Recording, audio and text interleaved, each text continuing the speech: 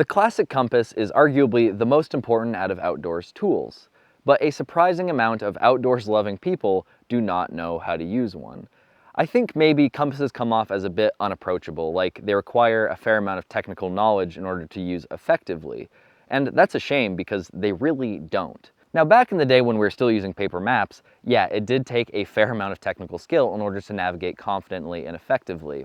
But these days, there's been so much technological innovation on the market, even in just the last 10 years, that now all you need is a compass and a GPS-enabled smartphone. And the only skill involved is knowing the bare minimum about using a compass. And that's what I'm going to teach you today, the bare minimum. So stick with me, and I promise by the end of the video, you will know everything you need to know about using a compass in the woods. So I said we're going to cover the bare minimum, so let's start with the bare minimum. What does a compass do? A compass points north, but I'm sure you already knew that.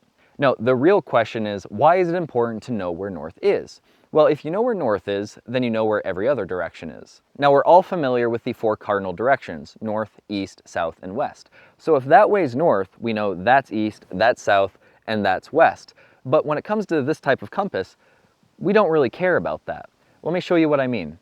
Now, if we look at the compass dial, we of course have north, east, south, and west. But actually, we can get 360 different degrees. And that's because if we look at the edge of the dial here, we have it marked with 360 degrees. So as long as we know north, we know 360 different directions. So to quickly demonstrate how this works in principle, we of course have our compass needle pointing north, but then in the dial we have an outline of the needle. And so what we're going to do is we're going to turn the dial, and you can see it moves independently, and we're going to line up that outline with the position of the needle. And say we want to go this way. Now we can see that if this way is north, then this way is about 281 degrees. Or I guess that would be more like 283.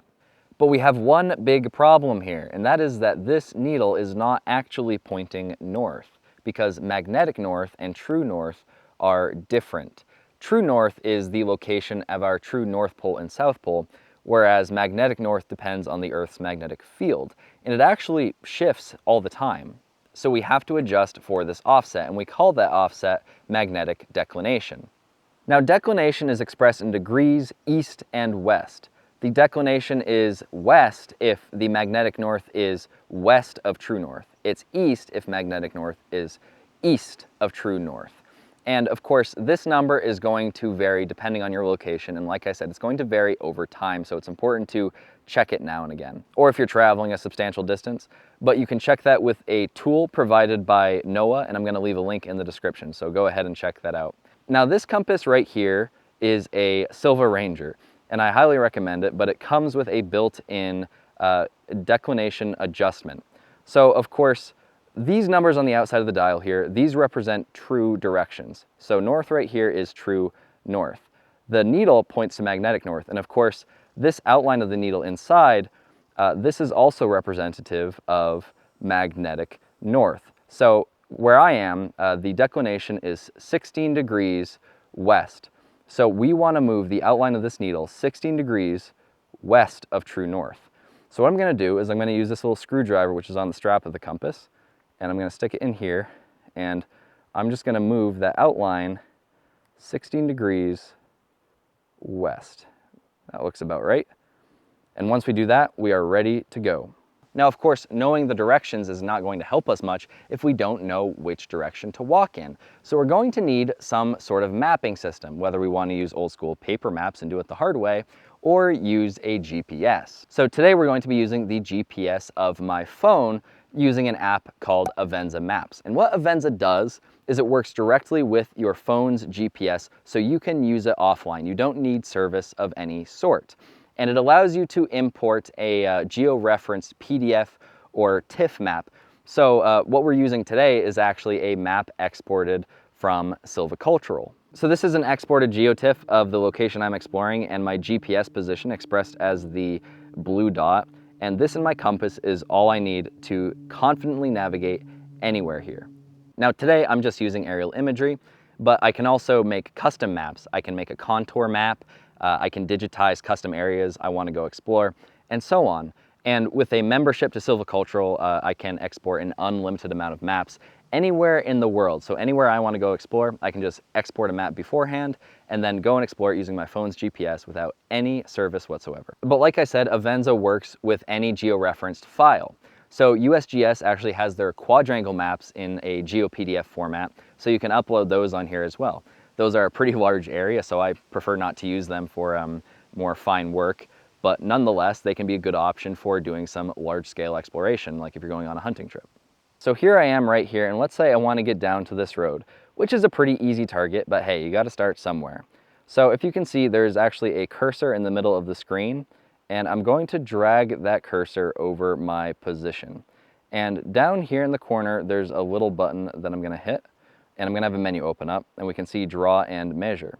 So I'm going to open that tool, and then add a point, and then I'm going to have this right here. And what I can do is I can just bring this line to the position I want to navigate to, and I have a bearing expressed in degrees. Now this bearing is the direction we want to head in. Now you might also hear this referred to as an azimuth.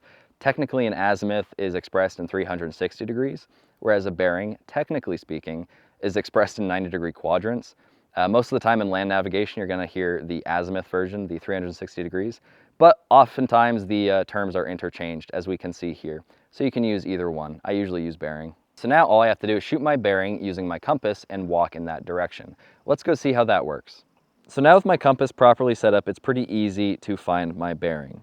Our bearing is 227 degrees, so all I have to do is turn this dial to 227, which should be about there, and then line up the needle with the outline inside the dial, which looks good just about there. So that direction right there is 227 degrees, and following that direction is going to bring us to the road. Now there are two ways to shoot this bearing, the lazy way and the precise way. The lazy way is you just hold your compass like this, line the needle up with the outline, and walk generally in that direction, checking your compass once in a while to make sure you're still in the right direction. And especially if you're just trying to hit a road or a very broad target. I mean, this road goes quite a ways, so I only need to be within 90 degrees of the proper direction to get there successfully. That's going to work just fine. And honestly, most of the time, that's all you really need to do, especially if you have a GPS on you. But if I'm trying to hit a more precise target, then I need to have a more precise method. So for example, if I parked my truck at the end of a dead-end road, that's a pretty small target. It's easy to overshoot that. So I have to make sure that I'm staying exactly on path. The way I would do that is I would hold up my compass to my eye, and there's a little hole in the inside that kind of works as a sight. And I'm going to line up the compass needle with the outline inside the dial, and once I get that aligned, I'm going to look through the sight, and I'm going to lock on to the furthest object possible that I can keep track of. So a stem, a tree, a branch, even a leaf or something like that, something that I can keep track of. And I'm going to walk directly to that target. As soon as I reach that target, I'm going to stop and shoot another bearing and walk to the next target. And the reason that helps is because, the woods can be a mess of different obstacles. So if I'm doing it like that, I don't necessarily have to take a straight line. I can go around obstacles as needed, and it's easy to stay in a straight line because the trajectory of the series of points is still exact. It's still a straight line following the bearing that I need to head in. In between those points, I can take any path I want to, and it doesn't really matter. And this is all super simple, super foolproof, but there is one error that is extremely easy to make if you're not careful. So of course, compasses work by pointing to Earth's magnetic field. So the big weakness of a compass is magnetism. So especially if you are out navigating with your cell phone, watch what happens if you have your cell phone too close to your compass. And if you want kind of a cool piece of maritime history, back in the day of maritime navigation with iron-hulled ships, before they had things like GPS technology or even gyroscopic compasses, ships usually had 3 compasses on board, and they all had to agree with each other in order to get the right direction. But the most accurate compass, and the one that would settle any disputes, was actually located up in the crow's nest, because up there it was furthest away from the magnetic field of the ship's hull. Always thought that was pretty cool. So that's it. That's all you need to know. You do not need to be afraid of these things anymore.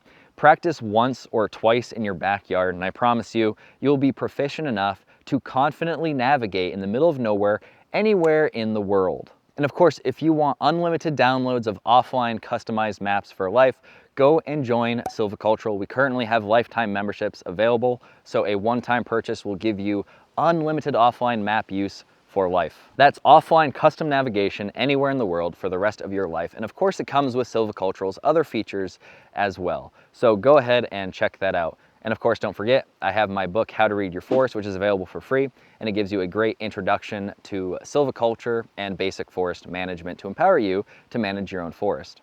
That's all for now, guys. I'll catch you later, but stay on course.